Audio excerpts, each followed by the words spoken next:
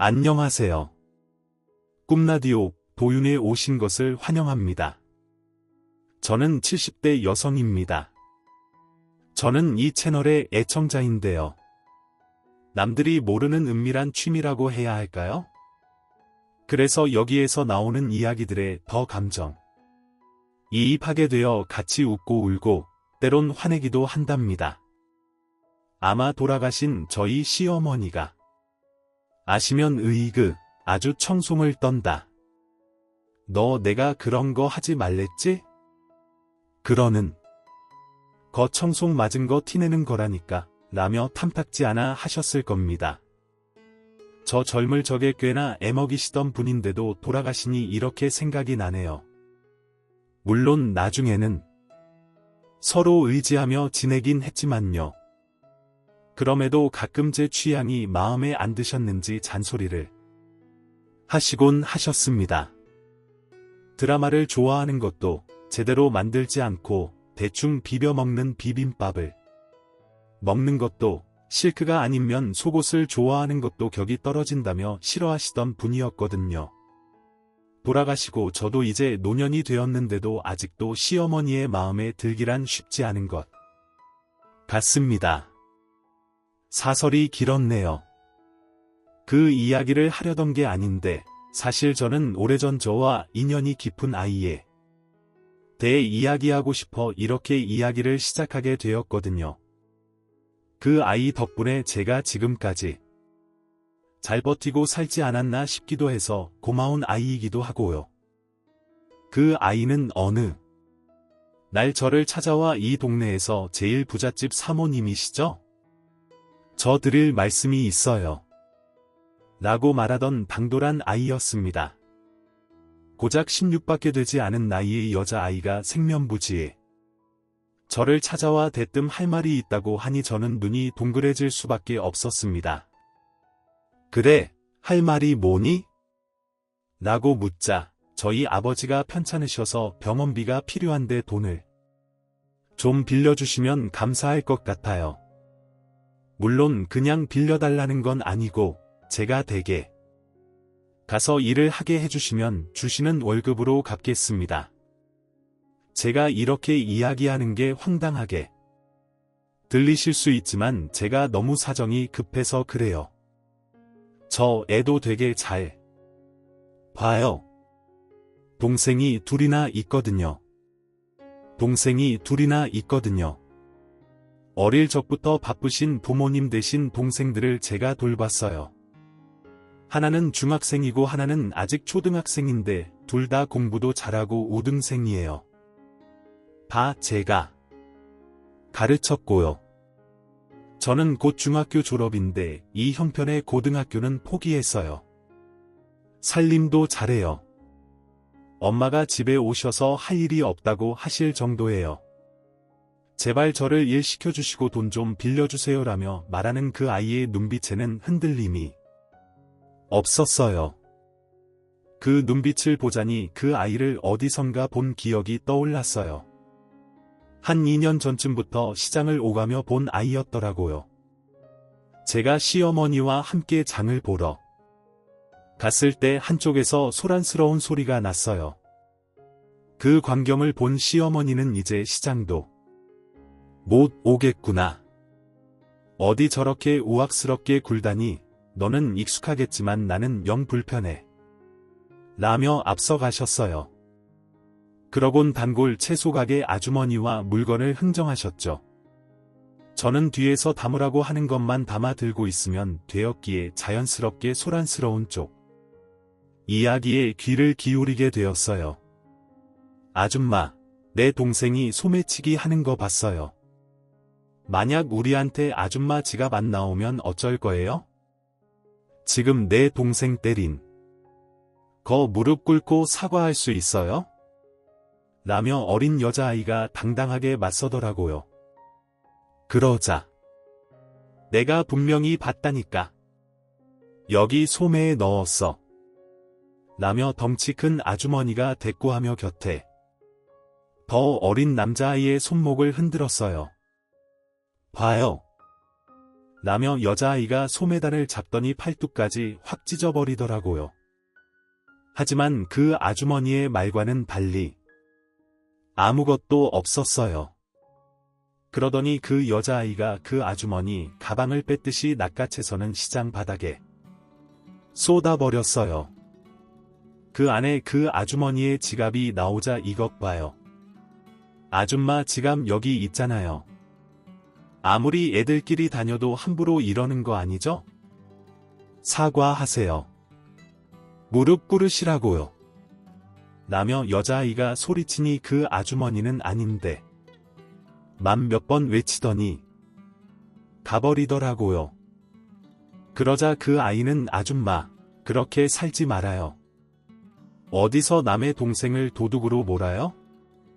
라며 자신의 옷을 벗어 동생에게 입히더니 씩씩대며 가더라고요. 그 모습을 보면서 우와, 저 아이는 어디 가서도 자기 식구는 지키겠구나. 어린애가 대단하다. 저렇게 할 말 다 하고 살면 얼마나 좋을까? 라고 생각했었거든요. 그래서 그 아이의 얼굴이 인상에 남았어요. 그 후로도 오며 가며 그 아이와 마주칠 때마다 혼자서 반가워하기도 했고요. 그런 아이가 저에게 찾아와 돈을 빌려달라며 일을 시켜달라는데 어이가 없으면서도 반갑기까지 했어요. 그래서였을까요? 단번에 얼마인지도 듣지 않고 그러자고 했어요.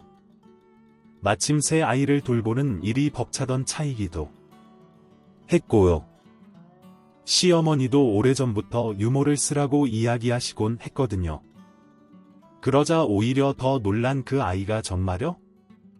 그럼 제가 내일부터 일하러 오겠습니다. 감사합니다. 감사합니다. 하더니 돌아갔어요. 저는 그 길로 은행에 가서 2천만 원을 수표로 뽑아왔죠. 그리고 내일부터 남편에게 아이들 돌봐줄 사람이 올 거라고 얘기했어요. 어머님께도 말씀드리라 했더니 알겠다고 하더군요. 아침 준비를 하고 있는데 시어머니께서 갑자기 무슨 일로 이렇게 잘했냐며 애들 보느라 정신없었을 텐데 교양은 언제 챙겼냐고 하셨어요. 아이들이 크는데 내가 손 갈 데가 한두 군데냐 이제 좀 정신 차렸구나라고 하셨습니다. 억지로 웃었지만 그런 말씀을 들을 때마다 마음이 아파 눈물이 날 것 같았어요. 시어머님은 제 출신을 마음에 들어하지 않으셨어요. 남편이 만난 많은 여자들 중에 저만 데려온 걸 싫어하셨거든요. 저와 남편은 2살 차이로 고등학교 때 도서관에서 우연히 만나 첫눈에 반해 서로 편지를 주고받으며 사랑을 키웠습니다. 오랜 연애 끝에 남편이 대학 졸업하던 해에 결혼했죠. 시어머니 입장에서는 그 결혼이 반가운 일이 아니었어요. 큰 아이가 생겨 어쩔 수 없이 허락하신 결혼이었으니까요. 남편이 저 아니면 결혼하지 않겠다고 고집을 부린 것도 한몫했죠. 그래서 시어머니 마음에는 영들지 않으셨던 겁니다. 제 친정이 술집을 운영한다는 이유 때문이었어요. 물질적으로 부족하지 않았지만 대대로 사업을 해온 시댁에 비하면 초라한 결혼이었죠. 혼수도 재벌집 만큼 준비했어요.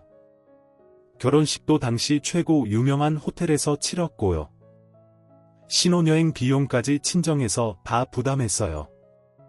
임신한 딸을 좋은 집에 시집 보내는 값을 친정 부모님이 치르셔야 했죠. 물론 나중에 남편이 예물값이라며 넉넉히 챙겨줬지만 저는 기분이 나쁘더군요. 그래도 남편을 사랑했고 남편도 저를 매우 사랑한다고 믿었기에 결혼을 강행했습니다. 절대 분가하지 않겠다는 시어머니의 고집을 꺾지 못하고 시댁살이를 시작했어요. 힘든 집안일을 할 거라 생각했지만 시어머님은 그런 일을 시키지 않으셨어요.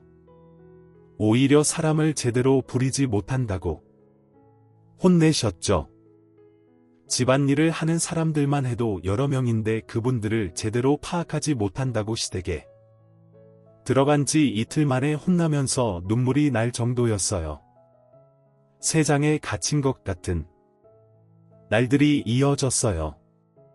답답해서 한숨이 저절로 나왔고 표정은 점점 어두워졌습니다. 그런 저를 위해 남편은 종종 데이트를 해줬지만 시어머니는 몸도 무거운데 돌아다니다 큰일 나면 어쩌려고 그러냐며 탐탁지 않아 하셨어요. 젓가락 소리에도 눈치를 주시고 물 마시는 소리에도 한숨을 쉬셨죠. 저희 친정어머니가 어렵게 구해주신 차도 시어머니는 손도 안 대시고 제가 마시려고 하면 취향이 아니라며 고개를 돌리셨어요. 그렇게 저는 점점 더 시어머니 눈치를 보며 의기소침해지고 우울한 날들을 보냈습니다. 배가 불러오니 친구들 만나기도 어렵고 시어머니 눈치 보느라 먹고 싶은 음식조차 쉽게 말하지 못했어요. 그저 저와 뱃속의 아이가 불쌍했습니다. 아이가 태어나 저처럼 할머니 눈치를 보며 자랄까봐 걱정이 돼서 잠도 오지 않았습니다. 그런 저를 남편은 당신이 얼마나 좋은 사람인지 어머니도 알고 계시지만 받아들이기 어려우신 거야. 아이가 태어나고 자라면 다르게 보실 거야. 안 그럼 내가 어떻게 당신과 결혼했겠어라며 달래주었습니다. 남편의 말처럼 언젠가는 편한 날이 오겠지라는 희망만으로 버텼습니다. 그리고 마침내 아이가 태어나고 다행히도 몸조리는 친정에서 할 수 있었습니다. 아이를 낳고 친정에서 몸조리하던 그 한 달이 얼마나 행복했던지 시간이 금세 흘렀습니다. 남편은 자주 들러 아이와 저를 보며 어머니께 어머님 너무 힘드시면 저희 집에서 여사님들 오시게 하세요. 어머님 혼자 힘드실 거예요라며 말했지만 시댁에서 오시는 여사님들 누구도 반갑지 않았습니다. 시어머니께 집안 구조나 꾸밈새를 전달할까 두려웠거든요. 물론 그런 분들은 없었지만 그래도 조심스러웠습니다. 시어머니가 그만큼 두려웠고 또 어떤 트집을 잡아 안 좋은 말을 하실지 몰랐기 때문입니다. 아이 용품도 하나부터 어머님 취향에 맞춰 준비했습니다. 그러지 않았다간 또 언제 문 밖으로 던져질지 몰랐으니까요. 그래서 남편에게 어머니가 잘 아시니 골라주세요. 저희는 뭘 모르니라며 백화점으로 모시고 가서 고르고 시장에 가서 천을 사다가 만들었습니다. 어머님은 무조건 백화점 물건만 고집하지 않으시면서도 품질에 예민하셔서 여기저기 다니느라 진이 빠졌지만 그대로 따를 수밖에 없었습니다. 그 물건들을 친정으로 가져가 아이를 입히고 이부자리로 사용했습니다. 시댁에 가려고 다시 짐을 싸는데 친정으로 전화가 와 어머니가 받으셨는데 내 사부인, 네 안녕하세요라는 소리에 제 몸이 딱딱하게 굳는 것이 느껴졌습니다. 몇 마디 통화 뒤에 어머니는 저에게 다른 걸로 다시 준비해 두셨다고 아이 물건 그냥 두고 오라고 하시네. 손자 사랑이 대단하시네라며 씁쓸한 표정을 감추지 못하셨습니다. 그래서 엄마, 잘 됐지. 우리 정훈이 아가 때 물건 여기 두고 나중에 보면 되잖아. 언제 다 가지고 가나 걱정했는데 잘 됐다며 애써 웃어 보였습니다. 그날 저녁 남편이 아이와 저를 만나러 왔을 때 낮에 있었던 일을 전하며 저는 결국 눈물을 보일 수밖에 없었습니다. 아이를 데리고 돌아가도 우리가 그 집이 진짜 식구가 될 수 있을지 두렵다며 우는 제 손을 잡은 남편은 미안하다고 했습니다. 어머니도 속상하시겠지만 내가 티를 내면 어머니가 더 서운해서 더 심하게 하실 거야. 기회를 봐서 우리 분가를 하든지 하자. 그때까지만이라도 당신이 잘 지내는 척해야 내가 불편해서 그런 걸로 하자며 웃어주었습니다. 남편을 믿고 돌아가기로 했습니다.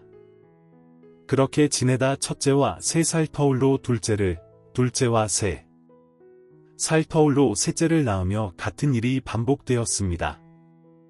달라진 것은 제가 집안 대소사를 직접 지시할 일도 많아졌고 더 많은 권한이 생긴 것이었습니다.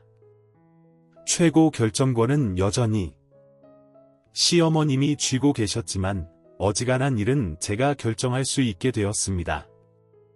단, 시어머님의 철칙을 그대로 따르는 한에서만요. 식재료 중 과일과 채소는 꼭 시장에서 사야 하고, 백화점 식품관에서는 차나 커피, 고기를 사야 했으며, 빵은 호텔 베이커리에서 구입해야 했습니다. 공유는 아는 농장에서 직접 조달해 배달받아야 했고요. 아이들 교육은 제가 전적으로 맡았지만, 시어머님은 그것도 못마땅해 하셨습니다. 전문가들이 얼마나 많은데 아이들 끼고 있는 시간에 자기 관리부터 해야 한다며 미술, 음악, 패션에 관심 없는 저를 탓하곤 하셨습니다. 그럼 와중에 아이를 돌봐줄 사람을 데려온다고 했으니 반길 수밖에요. 아이를 돌봐줄 사람이 있다는 것은 제가 미술관이나 음악회에 갈 시간이 생긴다는 의미니까요. 물론 아직 어린아이다 보니 탐탁지 않아 하시겠지만 항상 누구라도 좋으니 일단 들여서 가르쳐보면 될 것 아니냐며 사람을 못 믿겠다고 하셨으니까요. 일단 아이를 오라고는 했지만 지낼 곳과 필요한 것들을 준비해 줘야 할 것 같아요.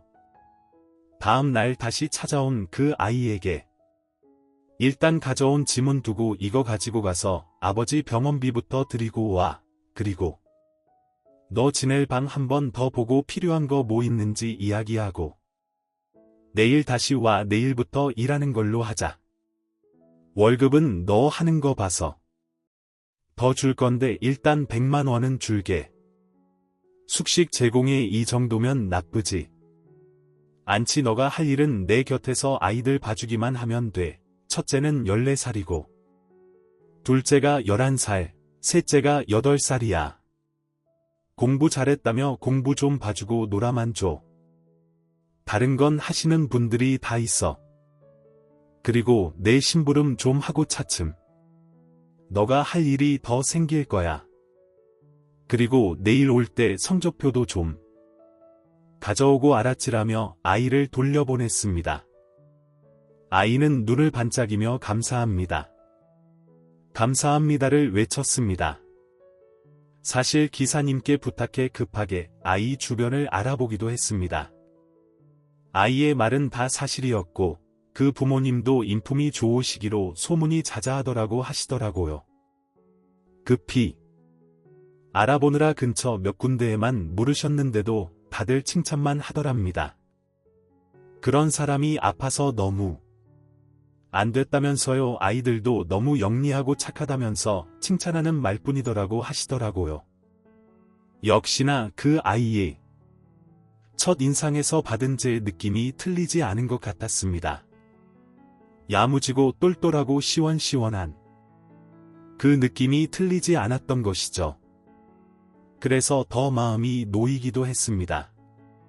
왠지 그 아이는 제게는 카나리아 같은 친구가 되어줄 것 같았거든요. 다음 날 아이가 오기를 기다리며 기대감으로 설렜습니다.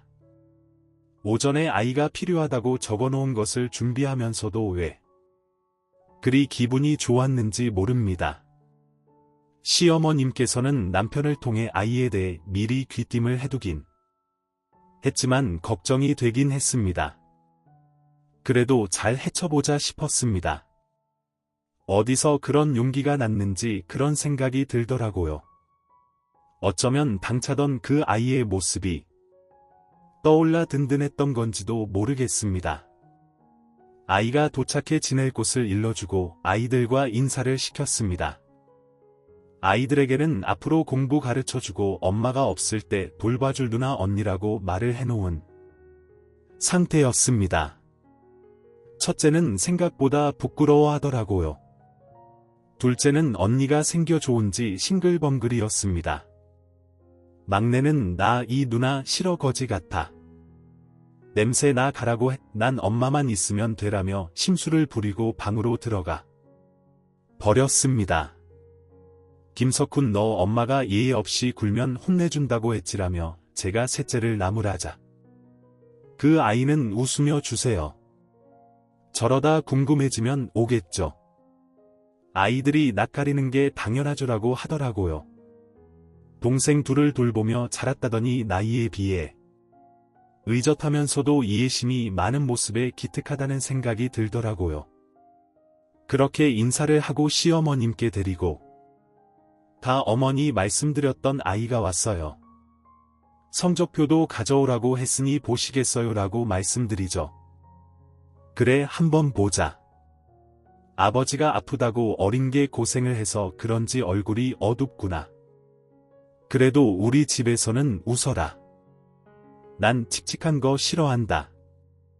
화나면 족하기도 하고라고 하시며 성적표를 보시더라고요. 아이의 성적은 아이의 말대로 좋았습니다. 혼자서 동생들 돌보면서 받은 성적이라기엔 너무 훌륭했습니다. 시어머님도 그 부분에서 마음에 드신 것 같더라고요. 항상 제가 다닌 대학을 아쉬워하셨거든요. 그에 비해 남편은 소위 말하는 상위 대학에 다녔기에 더 그러셨기도 했습니다. 집안이 처지면 학벌이라도 받쳐줘야지 내가 다른 집 며느리들만 보면 부럽기만 하다. 내가 어디 가서 처진 적이 없는데라고 하셨죠. 그런 시어머님의 눈에 그 아이는 꽤나 마음에 드셨던 것 같습니다. 저보다 고학력자인 과외 선생들을 붙이는 것보다 덜 자존심이 상하셨던 것 같기도 합니다. 아이는 그런 시어머님께 시키실 일 있으시면 언제든 부르세요. 제가 책도 재미있게 잘 읽거든요. 학교에서 연극부도 해서 발음도 좋아요라며 예에 바르지만 친근하게 웃더라고요. 겁을 먹을 만도 한데 대범하게 구는 그 아이를 시어머님은 힐끗 보시더니 맹랑하구나 나중에 무료할 때 한번 시켜보자라며 나가라는 손짓을 하셨습니다. 아이는 시어머니 방에서 나오더니 조용히 아이들 곁으로 가 둘째와 이야기를 나누더라고요. 둘째는 항상 여자 형제가 있었으면 했는데 언니가 생긴 것 같았는지 밝게 웃으며 좋아했습니다. 첫째는 책을 읽으며 힐끗거리며 이야기를 나누는 동생과 그 아이 쪽을 보더니 이내 다시 책을 보더라고요. 워낙 책을 좋아하고 성품이 온화한 아이라 동생들에게도 싫은 소리 한번 하지 않는 아이라 그러려니 했습니다. 문제는 막내였습니다. 원체 버릇이 없고 시부모님께서 예쁘다 하시니 아주 막무가내였거든요. 저에게도 귀염을 떨며 잘 지내다가 한번 고집을 부리면 난리를 치는 통의 번번이 애를 먹곤 했습니다. 저나 남편이 엄하게 굴라치면 할머니, 할아버지 곁으로 달려가 울면서 이르기는 막내의 특권인 양 써먹는 통에 여러 번 곤란하기도 했습니다. 시아버지는 사내 아이들이 크다 보면 그럴 때도 있지, 내더라 좀 크면 말고 알아듣고 괜찮다 하셨습니다. 시어머니는 아무리 어려도 다 아는 게지, 막내가 아마 배포가 제일 클 게다. 애 하나도 단속을 못해서 야원이라며 아이를 안고 계시곤 하셨고요. 그러다 보니 점점 더 아이는 고집이 세졌고 제 멋대로 해일하시는 여사님들도 의뢰 아이를 피하시더라고요. 일부러 데리고 여행도 많이 다녀보고 음악도 많이 들려주고 책도 많이 보여줬지만 기분이 좋을 때만 잘 따르고 기분이 상하면 다시 고집을 부리고는 했습니다. 저도 지쳐서 어지간하면 아이의 기분이 상하지 않게 하려고 애를 썼습니다. 그 아이에게 아이들을 돌봐달라고 한 것도 셋째 때문이기도 했습니다. 저만의 시간이 좀 필요했거든요. 혹시나 새로운 사람을 만나면 아이에게도 좋은 자극이 될 수도 있겠다 싶기도 했고요. 당찬 그 아이를 믿고 싶었습니다. 혜림이는 너무 예쁘게 웃는다. 제일 좋아하는 게 뭐야? 언니는 책 보는 거 좋아했거든. 그래서 국어 시간이 제일 좋아서라며 그 아이가 말하자 둘째는 책은 오빠가 좋아하고 저는 그림 그리는 거 좋아해요. 학교에서도 게시판에 그림 계속 걸려요. 만들기는 어려운데 그리기는 너무 재밌어요라며 킥킥거리고 웃더라고요. 처음 본 사이 같지 않게 둘이 잘 어울리는 것이 보기 좋았습니다. 그 아이는 그렇게 한참을 둘째와 놀아주더니 첫째에게 정훈이 공부는 내가 봐줄 게 뭐가 있어? 나 수학도 잘했어. 마지막 기말고사 때 100점 받았거든. 숙제 도와줄 것도 얘기해. 내가 도와줄게라며 살갑게 이야기하더라고요. 그러자 첫째는 수학이랑 과학이 좀 어려운 편이고 나머지는 잘하는 편이긴 해요. 그래도 나쁜 성적이 아니에요 라더니 다시 부끄러워하더라고요. 그렇게 첫째와 둘째가 그 아이와 서로 익히고 있는 동안 막내는 멀리서 보더니 바보들이라며 제 방으로 가버렸습니다. 그런데도 그 아이는 그저 미소로 막내 쪽을 보더니 다시 아무 일도 없다는 듯이 제 할 일을 하더라고요. 아이들이 잠자리에 들자 제게 와서 아이들이 너무 예뻐요. 막내는 아직 시간이 걸리겠지만 친해질 수 있을 것 같아요 하더라고요. 그래 어떻게? 너무 고집이 세서 나도 못 말려라고 하자. 좋아하는데 어떻게 표현을 할지 몰라서 그러는 걸 거예요. 전에 저희 동네에도 석훈이처럼 괜히 미운 말만 하고 그러는 아이가 있었는데 친해지고 싶어서 그랬더라고요. 그래서 일부러 관심 없는 척했더니 먼저 다가와서 놀자고 하면서 나쁘게 안 하더라고요. 그래서 저희들도 모르는 척 자연스럽게 놀았더니 안 그러더라고요. 석훈이도 너무 예쁨만 받아서 괜히 그럴 거예요. 아마 조만간 먼저 다가올 거려라며 웃는데 듬직하더라고요. 왜 그런지 그 어린 여자아이가 믿음이 가서 마음이 놓이는 게 이상하기도 했지만 믿어보고 싶었습니다. 제가 그동안 몰래 봐왔던 그 아이의 당첨을 믿자 싶었죠. 선혜야 집에는 일요일에 다녀와 동생들이 갑자기 너까지 없어서 많이 힘들겠다.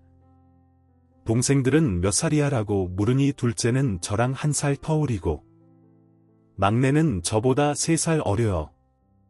둘째가 저보다 손이 아물어서 설거지도 잘하고 밥도 잘해요. 막내는 청소도 잘하고요. 제가 빨래 담당인데 쉬는 날 주시면 가서 해야겠다 싶었어요. 감사합니다라며 웃는 그 아이가 너무 대견했습니다. 아버지 수술 날짜는 언제니라고 물으니 다음 주에 하신다고 했어요. 너무 감사합니다. 생전 처음 보는 제 황당한 부탁을 들어주시고 도와주셔서요. 너무 절박해서 무례한 부탁인 줄 알지만 했어요. 앞으로 더 열심히 할게요. 잘 부탁드려요.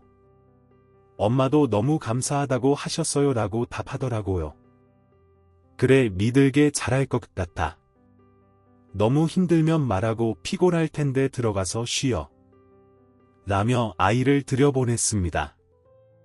치대기를 제일 오래 보신 박 여사님과 같은 방을 쓸 수 있게 부탁을 드리고 아이가 아직 어리니 잘 부탁한다고 말씀드리려 놨습니다. 온화하시고 인정이 많으신 분이라 잘 해주실 거라 믿었습니다. 시어머님도 박 여사님 말씀이라면 별말씀 없이 수긍해 주시기도 했는데 믿음직스럽고 좋은 분이라 아이에게 텃세를 부리시거나 힘들게 하시지는 않으실 테니까요. 며칠을 지켜보니 그 아이는 제가 생각했던 것보다 더 잘 해내주었습니다. 아이들에게 시간표를 짜주고 아이들이 좋아하는 활동도 보장해주면서 공부 시간은 전보다 늘렸더라고요.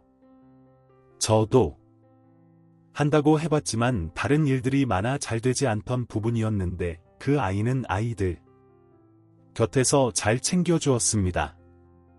막내는 형과 누나가 그 아이와 잘 지내니 처음엔 심통을 부렸다가 나중에는 멀리서 지켜보더라고요. 곁을 맴도는 막내를 알면서도 그 아이는 먼저 다가가지 않았습니다. 간식 시간을 정해놓고 그 시간에만 먹게 하면서 같이 앉아 먹기는 했지만 먼저 놀자고 하거나 먼저 책을 읽어준다고 한다거나 하지 않더라고요. 그렇게 한 2주쯤 지났을까? 막내가 먼저 대뜸 책을 가져가 나도 읽어줘. 누나가 그러는데 엄청 재미있게 책 읽어준다며라고 했다고 하더라고요. 그래서 그 아이가 석훈아 그럴 땐 부탁해야지 그렇게 퉁명스럽게 이야기하면 누나가 마음이 아파서 책을 읽기가 힘들 것 같아라고 했더니 막내는 움찔하더니 누나 나도 책 읽어줘 부탁해라며 순순히 부탁을 하더랍니다. 그래서 약속대로 책을 읽어줬는데 너무 재미있어 하면서 좋아하더랍니다. 안 그래도 저에게 와서 엄마 선혜 누나 진짜 책 재미있게 읽는다. 나도 책 읽어줬어. 진짜 재미있어라고 자랑하고 갔거든요. 그러더니 그 후로는 쉼통도 점점 줄고 그 아이와 놀이를 하고 싶어 숙제며 공부도 열심히 했습니다. 그렇게 앉아 공부에 취미를 붙이더니 형과 누나와는 달리 수학을 잘하더라고요.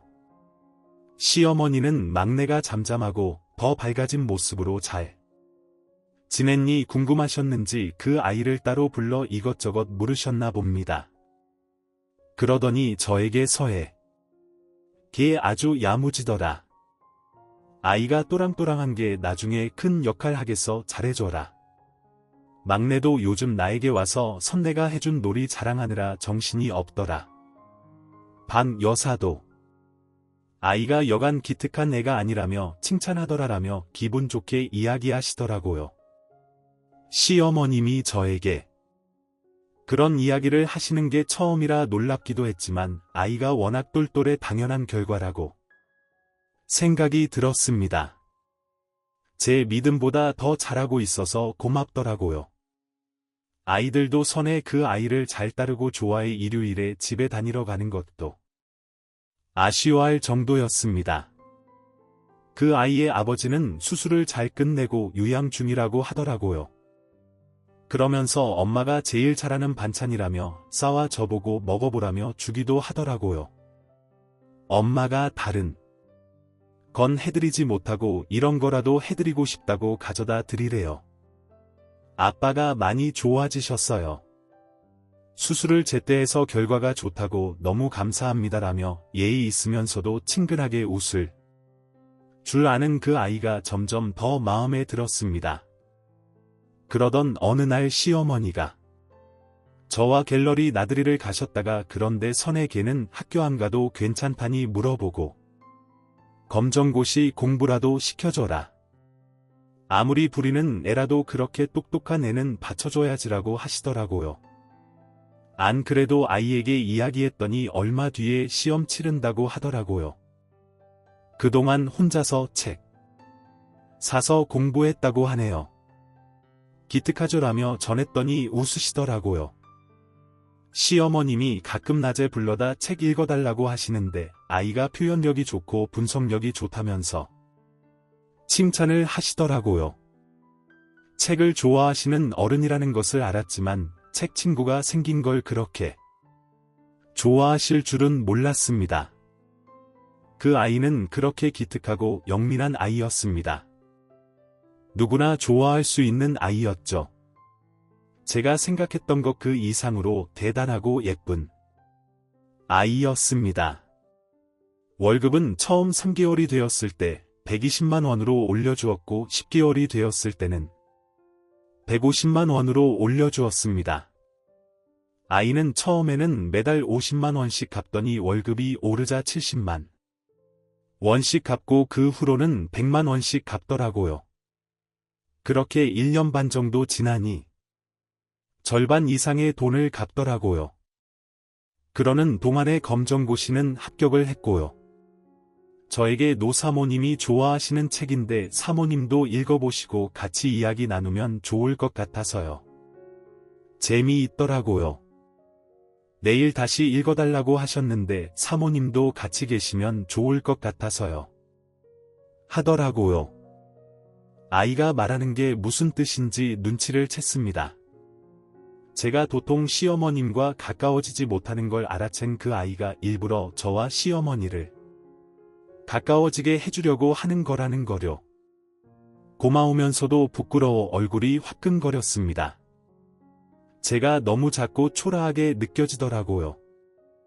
그런데 그 아이가 사모님이랑 노 사모님이랑 더 가까우시면 좋겠다고 반 여사님이 그러셔서요. 저는 두 분이 다 좋은데 그 이야기 들으니까 노 사모님이 좋아하시는 거 같이 하시는 게 좋을 것 같아서요. 따며 웃더라고요. 그 웃는 모습을 보고 저도 같이 웃었습니다. 생각해보니 시어머님을 어려워만 하고 피하기만 했지 좋아하시는 걸 같이 해보겠다는 생각을 못했더라고요. 그저 따라만 다니면서 조용히 입 다물고 있는 저를 시어머님도 어려워하셨을 것 같다는 생각이 들더라고요. 그분이 너무 하셨던 것만큼 저도 곁을 내드리지 않았던 거죠. 제 생각이 짧았던 걸 깨닫고 나니 부끄럽더라고요. 그저 시어머님이 말씀하는 단어들이 날카롭다고만 여겼던 날들이 부끄러웠습니다. 그 아이처럼 날 좋아하게 할 생각은 왜 하지 않았을까 싶어서요. 그래서 그 아이가 건네는 책을 들고 고개를 끄덕거리며 고맙다 너가 나보다 낫다라고 했습니다. 그러자 아이는 웃으면서 저는 전달만 했는데요. 주무세요라며 방으로 가더라고요. 그리고 다음날 점심을 먹고 아이가 시어머님 방으로 가기에 평소처럼 차와 다과를 준비해가면서 어제 받은 책을 가지고 갔습니다. 아이에게 책을 전하며 궁금해서 읽어봤는데 재밌더라고요. 어머님 책 취향이 너무 좋으세요? 제일 좋아하시는 책이라면서요. 다른 책도 추천해 주세요. 라고 하자 시어머님이 절 올려다보시면서 너도 책 읽니 하시더라고요. 이제 읽어보려고요. 선혜가 너무 잘 도와줘서 이제 책도 눈에 들어오네요라고 말씀드렸더니 그래 좋은 생각이다. 세상 반가운 말이구나. 같이 책 읽으면서 이야기 나누는 사람이 있는 게 좋지라며 좋아하시더라고요. 그러더니 시집 몇 권을 주시면서 이거부터 읽어봐라. 어멈은 이런 거 좋아할 것 같아라며 권해주시더라고요. 책을 가지고 나오는데 시어머님 말투가 확연히 달라진 게 느껴져 놀랐습니다. 조금만 더 생각해봤다면 이렇게 쉬운 일을 못하고 모진 소리에 아파만 한 것도 속상했고요.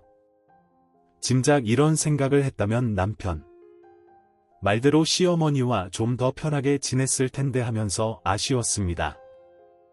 그리고 이런 생각을 해서 저에게 힌트를 준 그 아이에게 너무 고마웠습니다.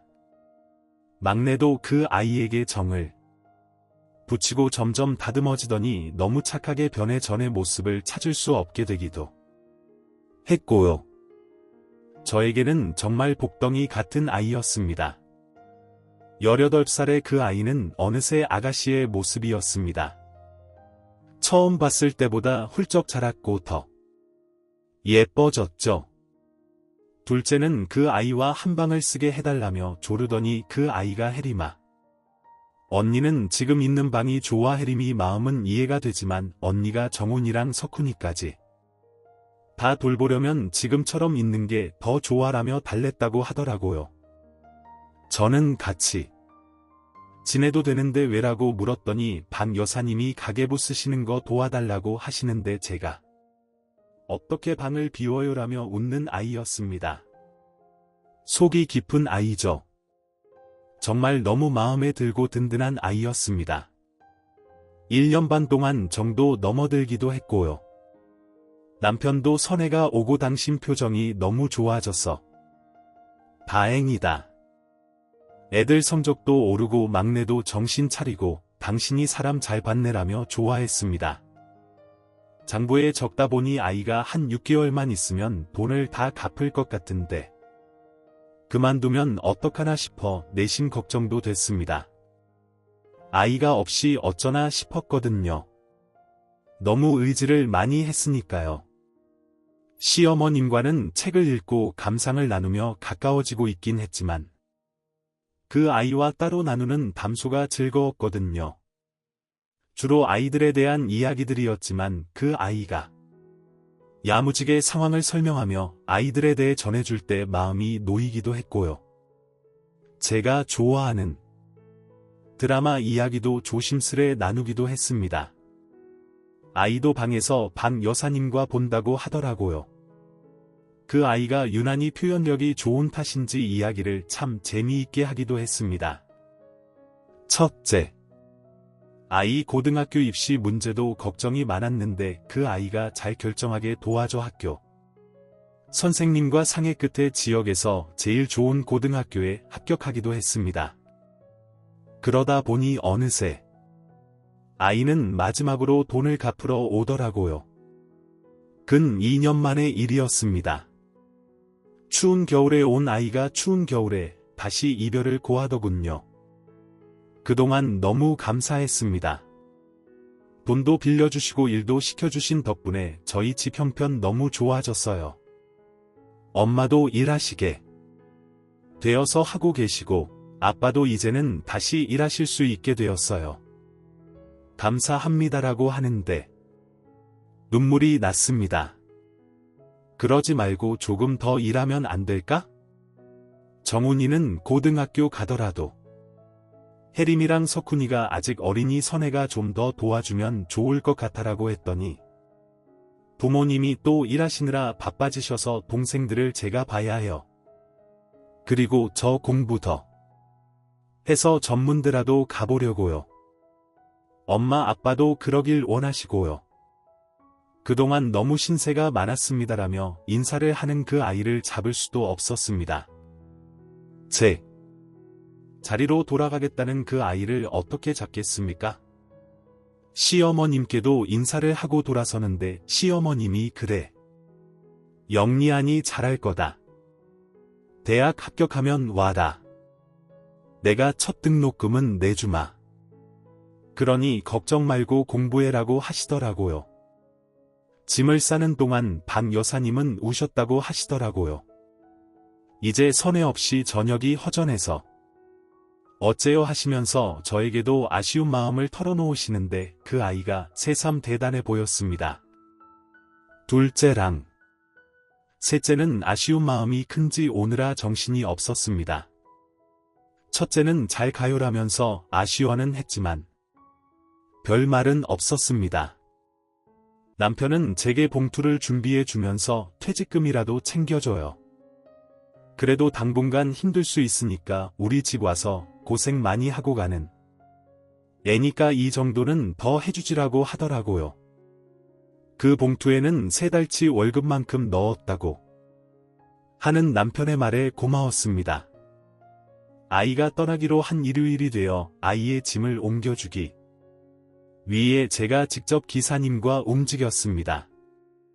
처음으로 그 아이 집 앞에 간 김에 부모님을 만나 뵙고 그동안 너무 감사했다고 인사를 전하러 같이 올라갔습니다. 생전 처음 가보는 가파른 골목을 따라 한참을 따라 올라가는데 숨이 차고 한겨울인데도 땀이 나더라고요. 헉헉거리며 따라가다 더 이상 못 갈 것 같다는 말이 나오기 직전에야 저희 집이에요 하더라고요. 들어서는데 제가 올 줄은 몰랐는지 놀라시는 그 아이의 부모님께 제가 그동안 따님과 지내면서 인사 한 번을 못한 게 너무 죄송해서 왔습니다. 아이가 너무 대견해요라며 가지고 간 과일 바구니를 내밀었습니다. 그러자 두 분 다 무슨 말씀이세요? 아이를 맡겨놓고 찾아뵙지도 못한 저희가 너무 죄송하죠.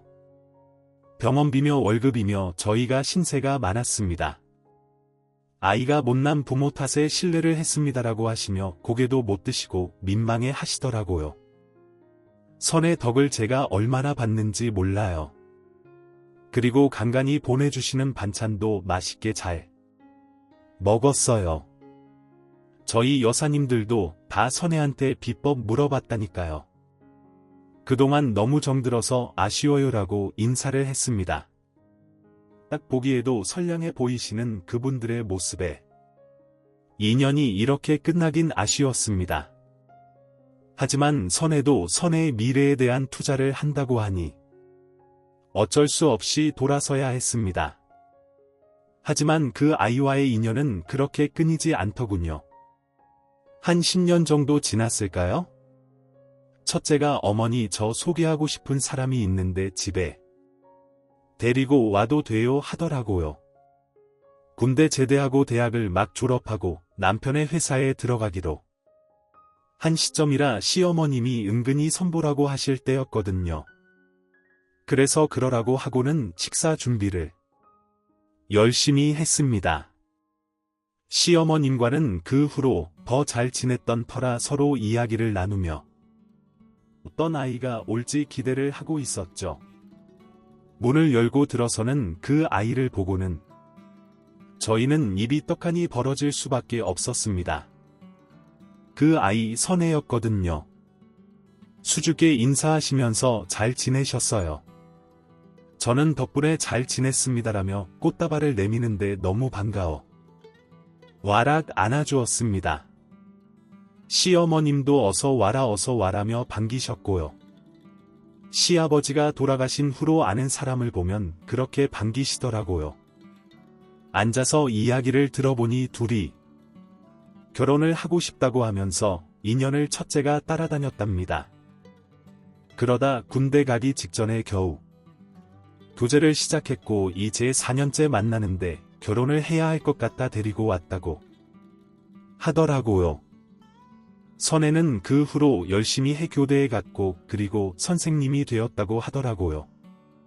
저는 혹시나 시어머님이 안 좋은 소리 하실까봐 걱정했는데 웃으시면서 이럴 줄 알았으면 더 잘해줄 걸 그랬구나 하시더라고요.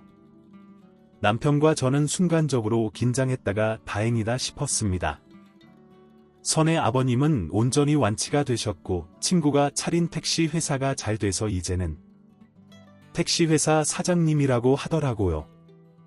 동생들도 다 명문대에 진학해 막내 동생이 재학 중이고 둘째 동생은 졸업해 대기업에 취직을 했다고도 했습니다.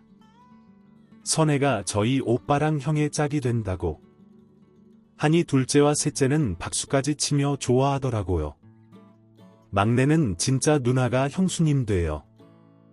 진짜 형 땡 잡았네라며 더 호들갑을 떨며 좋아했습니다. 둘째는 미리 알았는지 박수치며 웃기만 하고요. 그렇게 가족이 된 선혜는 손주 둘을 낳아 저에게 맡기고 지금도 열심히 학교에 출근합니다. 사부인은 사돈의 사무실에 나가 일하시거든요. 어머니 저 왔어요라고 명랑하게 말하는 목소리가 저는 아직도 좋습니다. 가끔 저와 데이트해주는 정성도 고맙고요. 아마 돌아가신 시어머님이 아시면 아주 저희들끼리 신났구나라며 괘씸하다고 하셨겠지만요. 나이가 들어 그런지 시어머님과 같이 책 이야기를 하던 그 시간이 그립기도 합니다. 책 이야기를 할 때는 소녀 같으셨거든요. 뾰족하지도 않으시고요. 한번 그러시고 났더니 평소에 미운 소리도 잘 안 하기도 하셨고요. 그래서 그런가 한 번씩 그립네요. 그 모든 게 다 선혜 덕분이지요. 내일 저녁은 선혜랑 맥주 데이트나 해야겠습니다. 아이들은 남편과 첫째에게 맡기고요. 저는 그게 취향인지 며느리와 그러고 싶네요. 딸아이와 외국 나가 있는 막내 며느리가 알면 서운하겠죠. 그래도 선혜와 가끔 갖는 그 시간이 여전히 저는 좋습니다. 저 복 엄청 많죠. 이렇게 제가 사연을 쓴 줄 알면 선혜는 아마 웃다가 쓰러질 겁니다. 어머니 우리 진짜 이랬어요 하면서요. 앞으로도 잘 지내자고 부탁하고 싶네요. 여러분들도 곁에 있는 가족과 행복하시고 아끼시길 바랍니다. 좋은 날에 웃으며 마주보고 진심으로 가장 기뻐할 수 있는 사람들이 가족이더라고요. 여러분 모두 잘 아시는 이야기지만 이렇게 또 한 번 나누게 되어 기쁩니다. 나이 들어가는 것 같네요. 이야기를 들어주셔서 진심으로 감사드립니다. 여러분의 행복을 진심으로 기원합니다. 지금까지 사연을 들어주셔서 정말 감사합니다. 사연이 재미있으셨다면 구독과 좋아요를 눌러주세요. 여러분의 소중한 시간에 감사드리며